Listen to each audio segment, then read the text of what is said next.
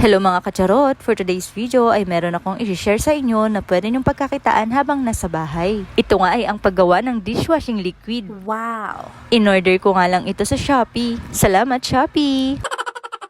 Meron na pala itong kasamang instructions sa loob kaya hindi na kayo mahihirapan kung paano ito gawin. Nakalagay na din pala sa instructions na hindi pwede na mas konti o mas madami ang ilalagay na tubig. Kailangan eksaktong 16 liters lang. Kaya ang ginamit kong panukat ng tubig ay 1 liter bottle. Basahin nyo lang ng mabuti yung instructions para maintindihan nyo at tama yung magawa nyong procedure. Basta pagsasama-samahin nyo lang yung mga sangkap and then hahaluin nyo ng hahaluin hanggat wala nang makikitang buo-buo. Kagaya nitong ginagawa ko.